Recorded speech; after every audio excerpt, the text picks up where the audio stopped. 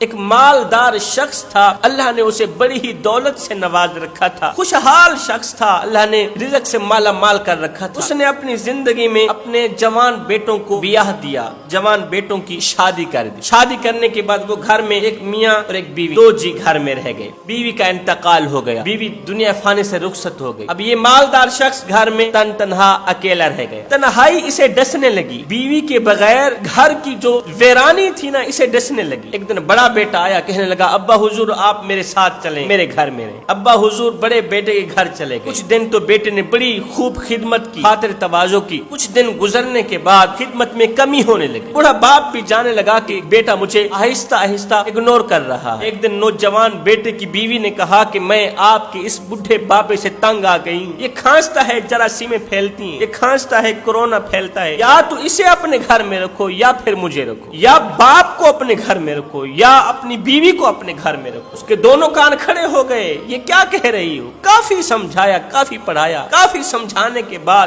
کافی بحث مباحثہ کرنے کے بعد فیصلہ یہ ہوا کہ اوپر جو اکیلا مکان ہے، گندا سا مکان ہے، اس کی صفائی ستھرائی کرتے ہیں، بوڑھے باپ کو وہاں منتقل کرتے ہیں، کیونکہ بیوی خوبصورت تھی اور یہ نوجوان بیوی کو چھوڑ نہیں سکتا تھا، بیوی سے محبت کیا کرتا تھا۔ اللہ اکبر، اوپر والے کمرے کی صفائی ستھرائی ہونے لگی، بوڑھے باپ کو اوپر والے کمرے میں منتقل کر دی۔ اب بدقسمتی سے باپ نیچے رہتا تھا تو پوتے پوتیاں بوڑھے باپ کا دل بہلایا کرتے تھے، اسے خوش رکھا کرتے تھے۔ دادا بھی پوتے پوتیوں سے بہت زیادہ پیار کرتا تھا، محبت کرتا تھا، لیکن ظالم بہو کی وجہ سے، بہو کی نفرت کی وجہ سے بوڑھے باپ کو اوپر منتقل ہونا پڑا۔ افسوس، چھت پر جانے کے بعد اسے وہی تنہائی ڈسنے لگی جو بیوی کے جانے کے بعد گھر کی ویرانی ڈستی تھی۔ اپنے گھر کی تنہائی ڈستی تھی نا، اوپر جانے کے بعد وہی تنہائی ڈسنے لگی، وہی ویرانہ ڈسنے لگا۔ اب یہ سوچتا تھا کہ آخر میں نے اپنے بیٹے کا کیا بگاڑا ہے؟ یہی سوچ اس کے اندر کو کھوکھلا کر رہی تھی کہ میں نے اپنے بیٹے کا کیا بگاڑا۔ اپنے منہ سے نوالا نکالتا رہا، بیٹے کے منہ میں ڈالتا رہا، اپنی رگوں سے خون نکالتا رہا،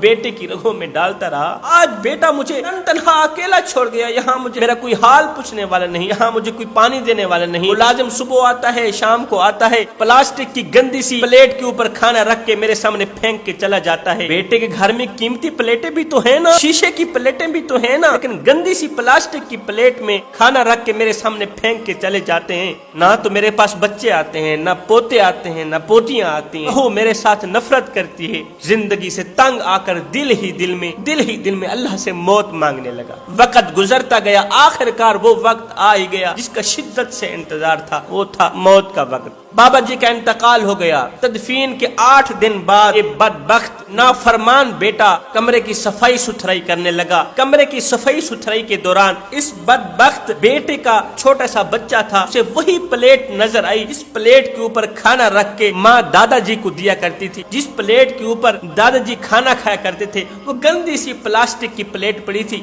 اس نوجوان کا بچہ گیا دوڑ کر، وہ پلیٹ اٹھائی، سنبھالنے لگا۔ نافرمان بیٹے نے کہا بچے پلیٹ پھینک دو، پلیٹ جراثیموں کی ماری ہے، پلیٹ پھینک دو، گندی سی پلیٹ ہے، تو نے کیا کرنا ہے؟ اس بچے نے کہا نہ بابا، میں اسے سنبھال کے رکھوں گا، میں اسے اپنی حفاظت میں رکھوں گا، اس لیے کہ جب تم بوڑھے ہو جاؤ گے، جب میری ماں بوڑھی ہو جائے گی، جب تو بوڑھا ہو جائے گا تو میں اسی پلیٹ کے اوپر تمہیں کھانا دیا کروں گا، میں اسی گندی سی پلیٹ کو صاف کر کے نا تمہیں کھانا دیا کروں گا۔ ظاہر ہے جب میری شادی ہوگی، میری بیوی مجھے کہے گی تمہارا باپ کھانستا ہے، جراثیمیں پھیلتی ہیں، تمہارا باپ کھانستا ہے، کورونا پھیلتا ہے، اس بدبخت کو اٹھاؤ اوپر لے جاؤ۔ ظاہر ہے جب میں تمہیں دوسری منزل پہ تنہا اکیلا چھوڑ کے جاؤں گا، پرانے سے گندے سے کمرے میں منتقل کر کے جاؤں گا، تمہیں کھانے کی ضرورت پڑے گی تو پھر میں شیشے کے برتنوں میں تو تمہیں کھانا نہیں دوں گا، قیمتی برتنوں میں تو تمہیں کھانا نہیں دوں گا، یہی وہ پلیٹ ہوگی، یہی پلاسٹک کی گندی سی پلیٹ ہوگی، اسے اچھی طرح صاف ستھرا کر کے اسی پلیٹ کے اندر